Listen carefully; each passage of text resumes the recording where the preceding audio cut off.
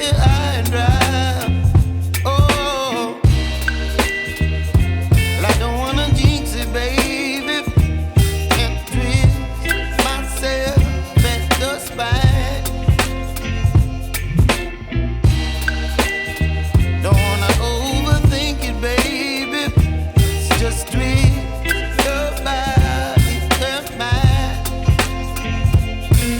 Baby, you give me ice and fire. You're giving me wind and rain.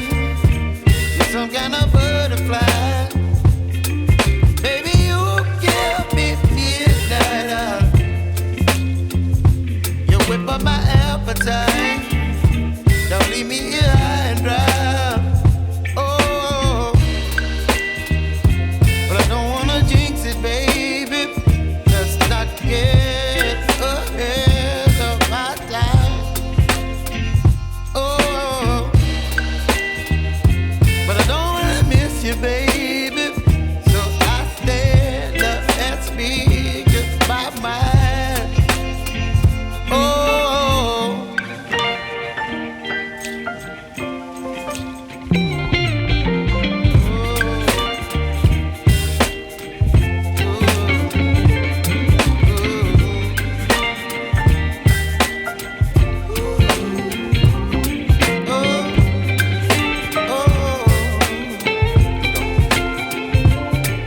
Baby, you give me ice and fire.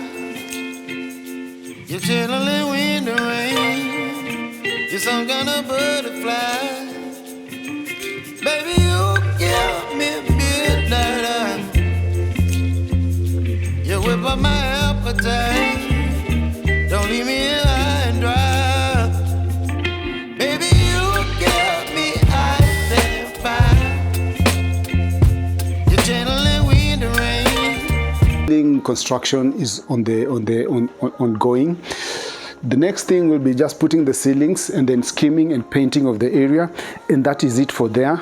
As we move in the living room of this project, in this space we are doing the demolition of the existing ceiling, which is the TNG plastic ceiling. There is also this laminated, this is a veneered curved ceiling that is on the edge, which is poorly done in terms of finishes, in terms of even the curve is not straight. We are removing all these and then introducing a very simple, elegant, stepped, indirect lighting ceiling on the edge. So it will just be, as indicated here on the drawing, it will just be one simple step going up by 80, leaving a gap of 70, stretching from inside, coming out by around 500, stepping out by 80 and 70 millimeters. These are just provisions to put an indirect light here, an indirect light here, because our client is a fan of this type of ceiling.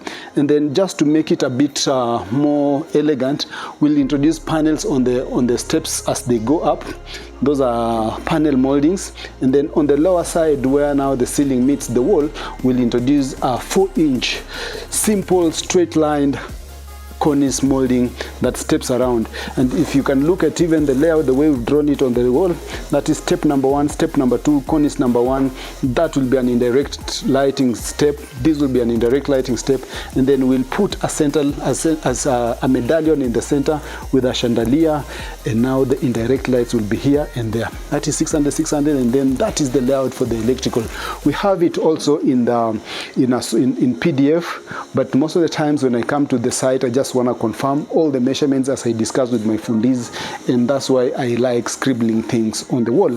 And for that space, that will be the ceiling, the lighting, skimming and painting of the walls, a TV unit, and then changing the color scheme, because as you see around, we have a green on that side, we have a yellow, we have an orange on this side, something that Kith Interiors do not encourage. Simplicity is the mother of design, and that is our core mission here. Then as you move on, this is the passage. We've also removed the existing TNG ceiling that was here. We've already put our flat ceiling in gypsum. Skimming and finishes have not been done, but we anticipate to put a very simple, nice, simple cornice around. And this is the electrical layout, again scribbled here for my electrician because it's on the ground. We expect 3 pieces of 12 watts warm light along this corridor with the surround decorative cornice molding. Very simple, we like simplicity, and that is it. Just to change the look, you see also on the walls, this is another different color. You come from there, we have another different color here, different color there. That is one thing we do not do. We'll just maintain one simple color. We'll just accent maybe one specific wall in the lounge and maybe one specific wall in the dining, and then the rest of the spaces, probably maybe in the bedrooms, is where we'll try and play around, but still we will maintain the natural neutral colors as much as we can. Then from there we move into the dining, a very simple small space. Also, we don't want to overdo it. It used to have a very small arch here, a small opening that was connected to the kitchen. We've decided to give our client a big opening. As you sit in the dining room, you can clearly see what's happening on the other side of the kitchen. And also the person in the kitchen can just serve the whatever items that he has cooked, the whatever food they've already cooked.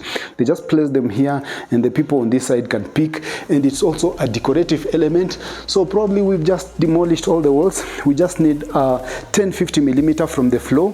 That is the counter height. The normal counter height, that is the ergonomically accepted counter height from the floor. We need 10-50 millimeters from the floor, and then we are providing 600 on that side and 600 on that side because they have a dispenser in that corner, and that will fit, or that will give an allowance for them to have a space for a dispenser without it overlapping into the opening of the space.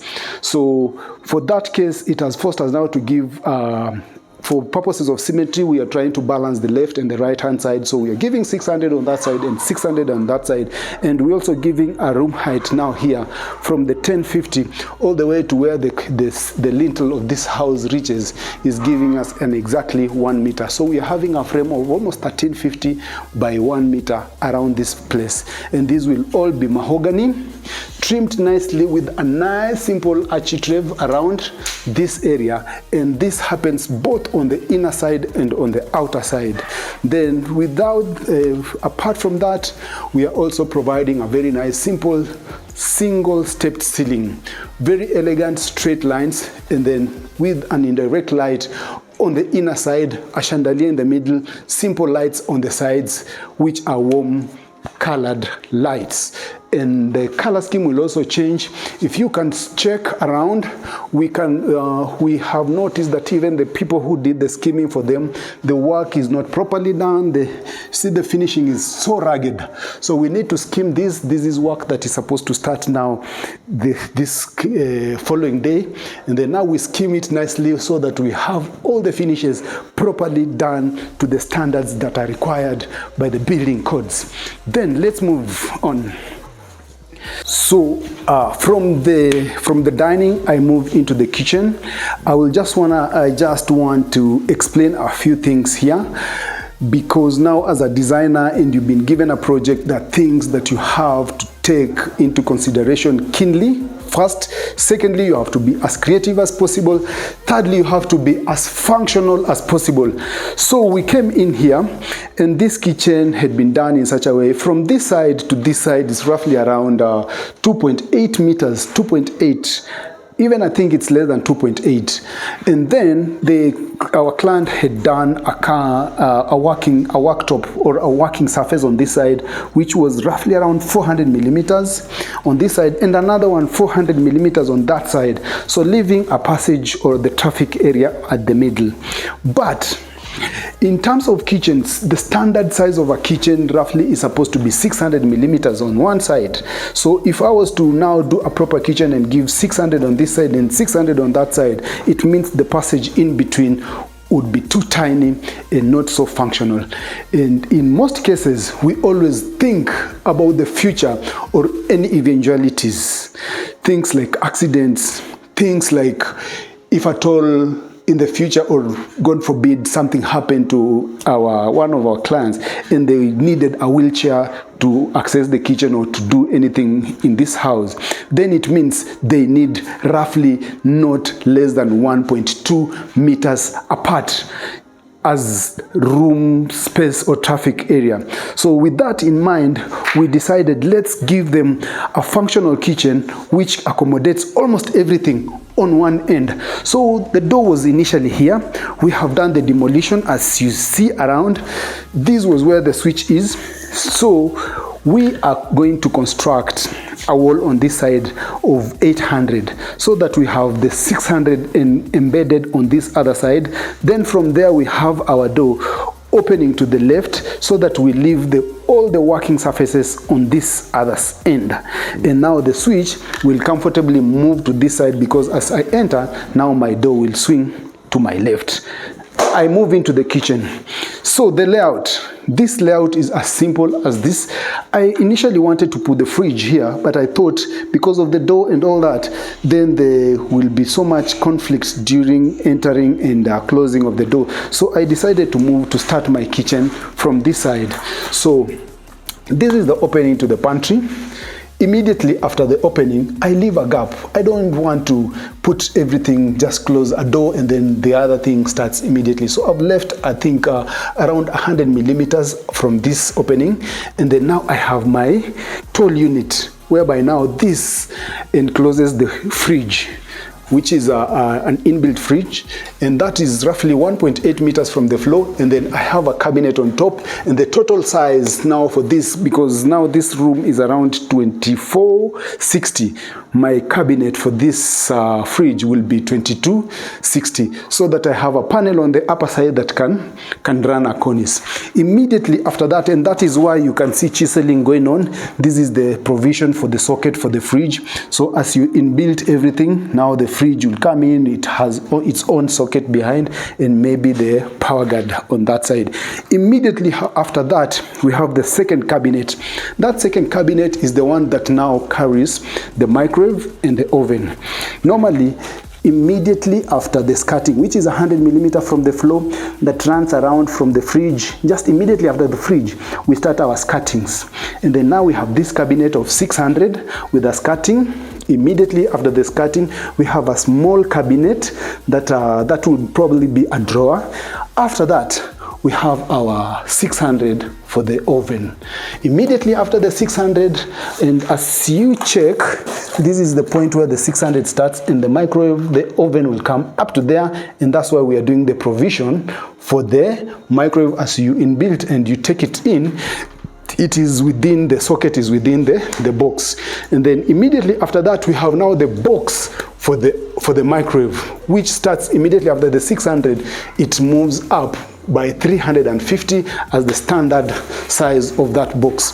Immediately there, we give a provision for that microwave. Immediately after the 350, we have space up there, so we will do provision for either door or a swing door going up to give more storage. So we have a storage here and we have storage there. Then immediately after that, so we have the fridge inbuilt, we have the microwave and oven inbuilt. The next item is now we are moving into the low level cabinets and the high level cabinets. So immediately after that, I have the low level cabinet here with drawers, roughly around 750, so that I can have drawers on my left hand side as I'm cooking. And then on top, I also have a big definitely two doors, that is for the high level, or for the high level cabinets that are connected to the tall cabinets. What we intend to do in this space is, because the space is too small, we're gonna go with the white kitchen, but we just wanna break the tones here so that it's not too monotonous.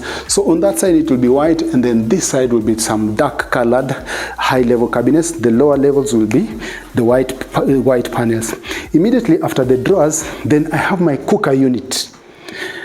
Cooker unit sits in a space of 900, because now you need the cooker unit 900 and you also need the hood on top at 900. That's why you can see the drawings.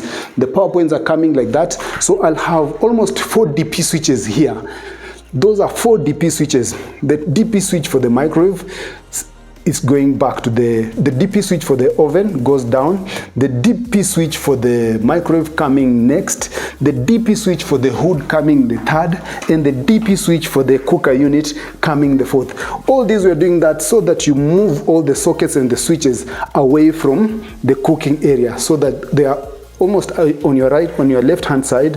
As you're cooking or as you're preparing your things, you just go there, switch on the oven, go back to cooking, switch on the hood when it's too stuffy, go back to your cooking. Then you avoid putting all the other things here. So here the next cabinet becomes the cooker unit and the hood, which is slightly on the higher side as compared, so that we have our pocket hood in. Then as you come to the end, we also have another cabinet here and another tall cabinet on that side, and that is the layout for this house. We're also going to pipe our gas pipe all the way to here, and considering now the distance from the outside to here to where we are cooking from is becoming longer, we are going to avoid using the plastic pipe, and we'll introduce now the copper pipe, or there is another one that I just talked to my other supplier, and it's far much better. We might remove this and put that one there. So on this end now we clean up this, we tile up the space, and we remove all these tiles and paint it nicely so that we don't have tiles all the way. And then now we prepare a surface. My client wants granite, but I would prefer just having this in wood and well varnished. Then along this route, because of light and all that, it's too small, I'm providing, we've already demolished the existing ceilings. The gypsum ceiling is flat, simple, cornices around. Just put 4 lights here, one here, another one here, another one here, and another one here. And because it's a space that needs enough light, I'm gonna use 12 watts so that I have enough lighting in this space. Then on this side, how do I start dividing my kitchen? I look on my right and I look on my left, and I think quickly, how do you wanna arrange your things? I wanna centralize my double sink in this middle space of the window. So I start by measuring my things from the center, and then I get a box of 1 meter in the middle. Then whatever space I remain with on that side and that space on that side is what I play around with. So after the 1 meter, I notice I'm coming out by another 1 meter almost towards the end of the wall. So I comfortably put my 1 meter cabinet here, which will be drawers, which will be also doors.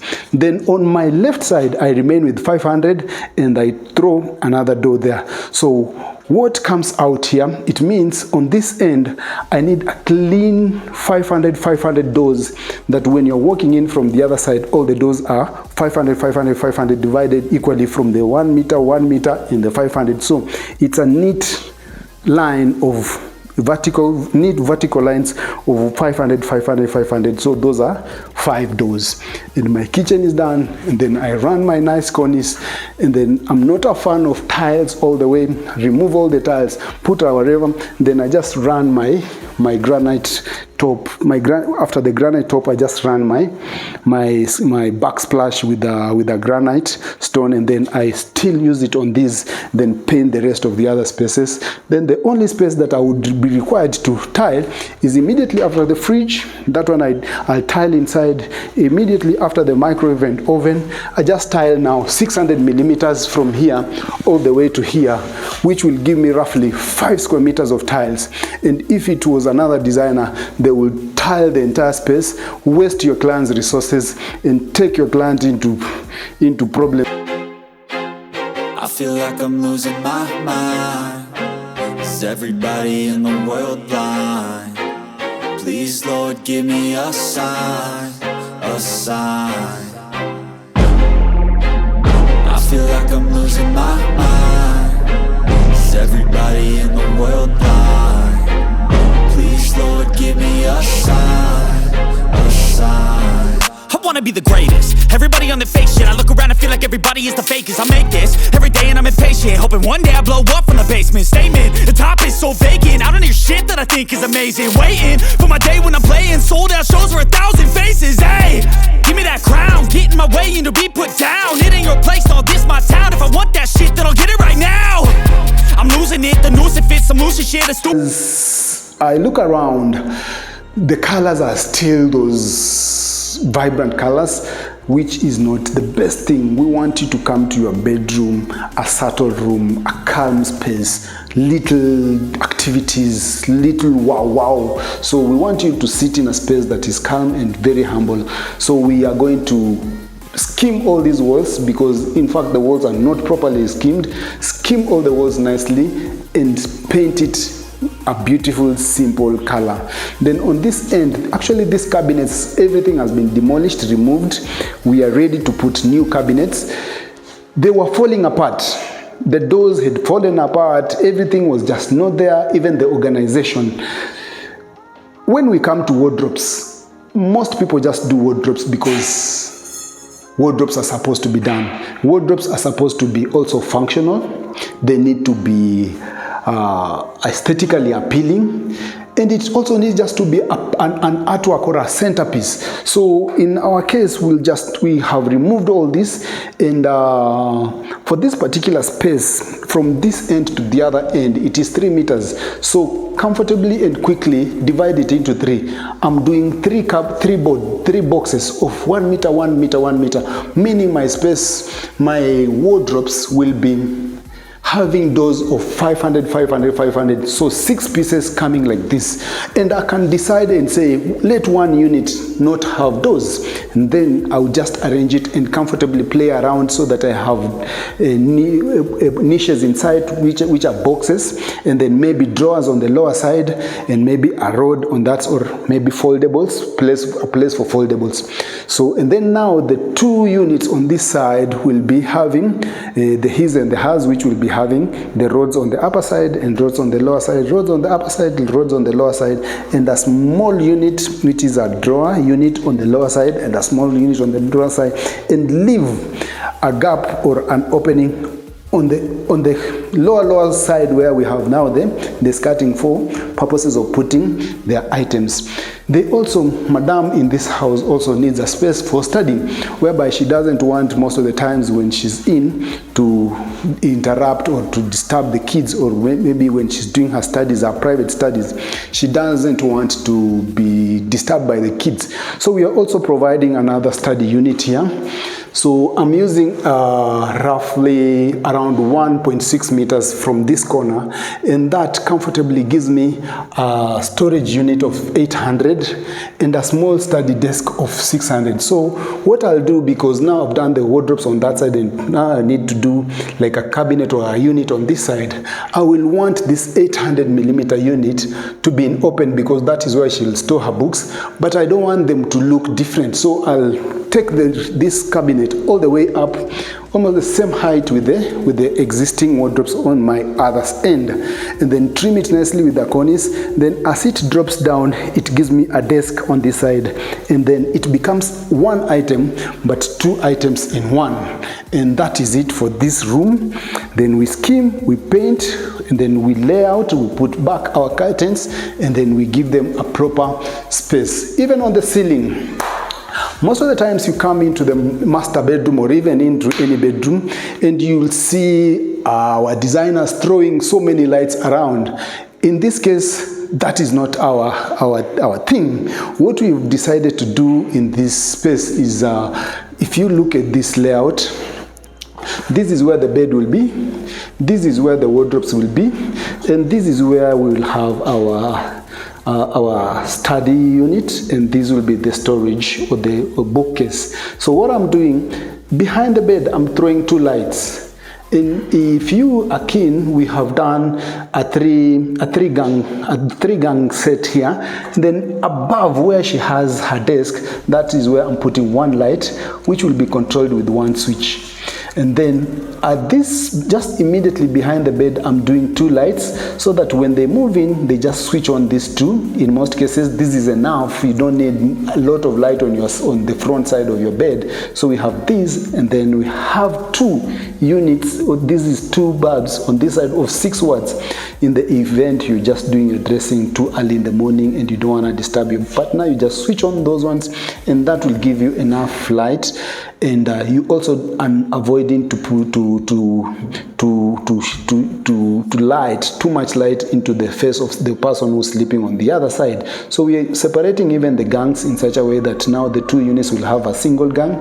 These two units on this side will have one single gang, and this unit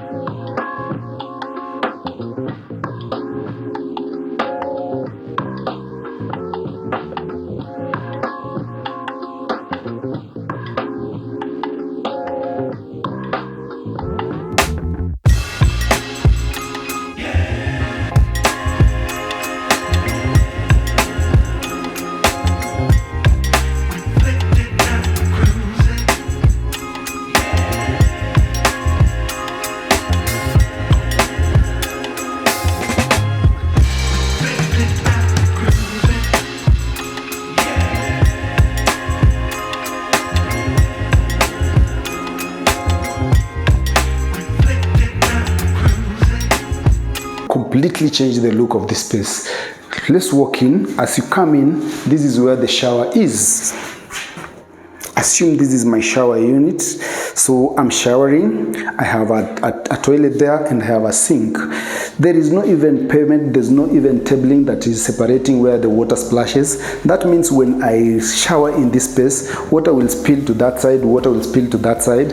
If I'm walking out of this, even if I had a rag on the floor, where do I place? If I wanted to put a rag here where I'm using my WC, and when I want to come in, because these are tiles, I don't want to wake up in the morning, this is Nakuru, and I'm coming here to sit and it's cold on the floor. I need a rag here. And then as I come from the bathroom, I also need a rag just to wipe my feet as I go out. When I come to brush my teeth in the morning, I also need some warmth. I just need the space to look. The space to be warm, first of all. Secondly, to be neatly arranged. So everything is put in place. So what I've decided to do for my best client here is I want to do a nice frameless shower cubicle here, which will stretch from this wall all the way to this side and this side. So I trim this shower area nicely so that I enclose the spilling of water. So I just do a nice small tabling around here, and then another small tabling here, just the size of a tile that is around 20 to 25 millimeter of the tile surface. That is step number one. Step number two, I look around and I see the traffic movement of this space. So I don't want to enter this bathroom from the other side, because assuming my partner is just standing on that side, it means now I'm eating into their space.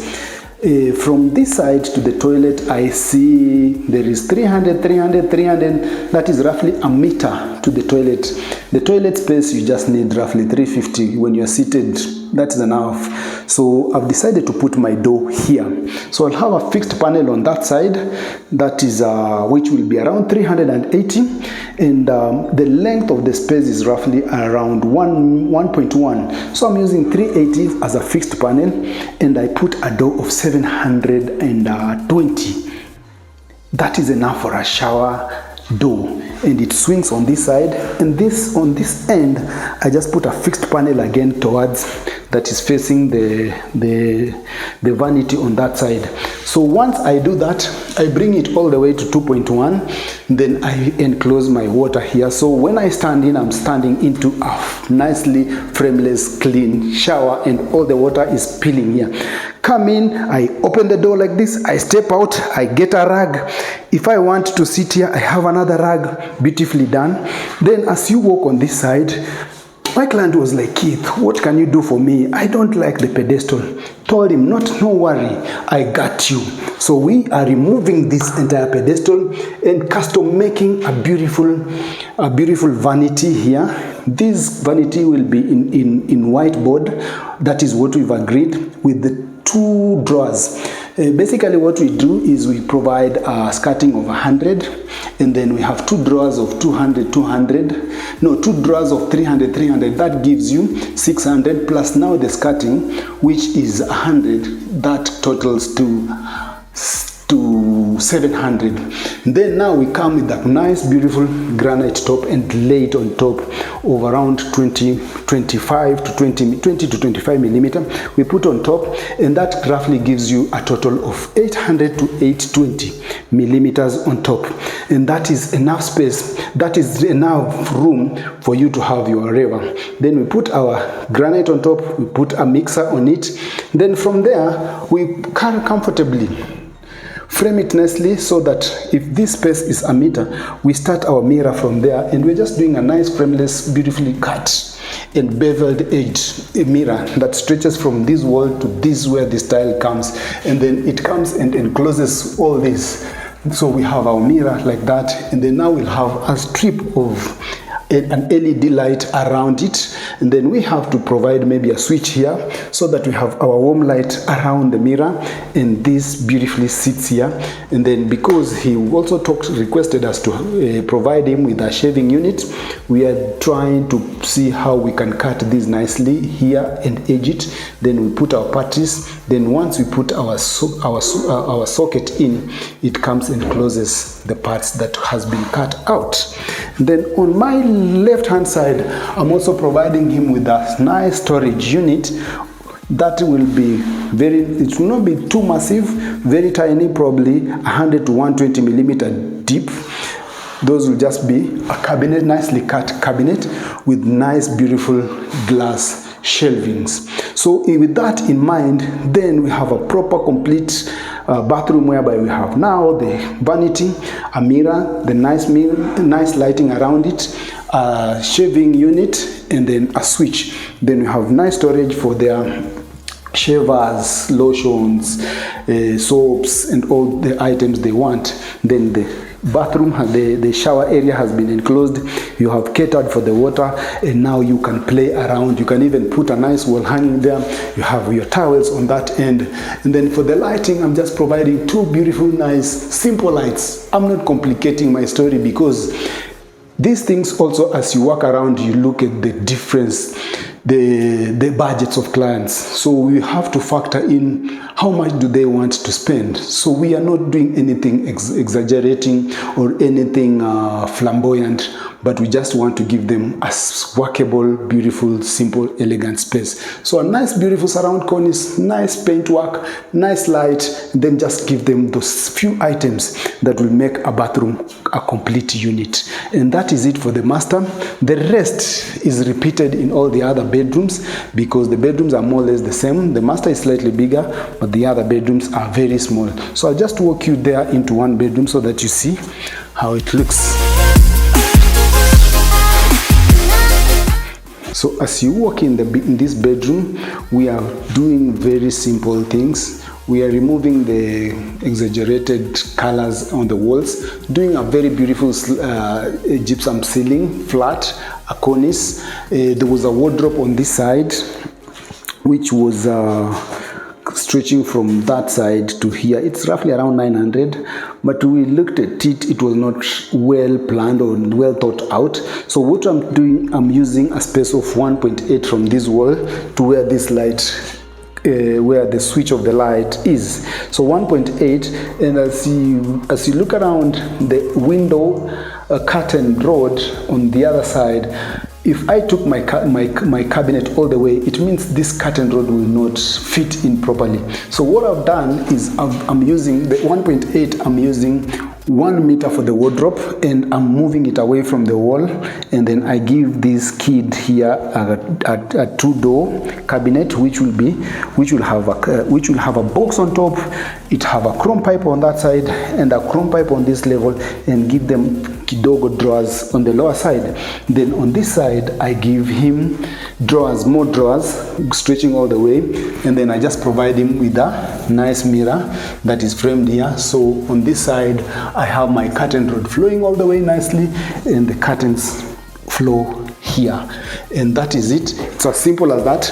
Even in this other room, simple changing of colors, skimming of the walls, very bad walls, nice changing of the ceilings from the TNG, plastic TNGs, to a nice flat ceiling, beautiful arranged ceiling lights, a cabinet. Instead of 900, I give them a cabinet of 1.8, and I throw my dressing unit on the other side so that I allow my curtain rod to flow properly and to be well finished, and to avoid the fighting of the curtain opener with the drawers. So simple works. We are not touching the doors, but I'm very sure by the time we are done, I'm very sure my client will have accepted to change all these not properly done doors or not properly selected doors. But because of budget issues, we are also not, we also are considerate. We don't want to pinch him too much or to stretch them so much. For now, we'll not do this, but we don't know. As time goes by, they might want to change. Once they change that, then we will have done almost everything in this house, because now the only things that will be remaining will be the doors and the floors. And for now, we are not touching that, but we wish we could be able to change even the floors. Guys, as we come towards the end of this video, let me not forget that we are also doing roof works. The house is leaking badly, and we have to redo almost the entire thing by replacing part of mabatis and part of the nails. In the places that have holes, we have to remove some mabatis and replace them, and also do some gaps. All this we're also doing in favor of the budget. The eaves, as you can check around, they're in bad shape. We have to replace a few eaves around the place and also repaint the entire space.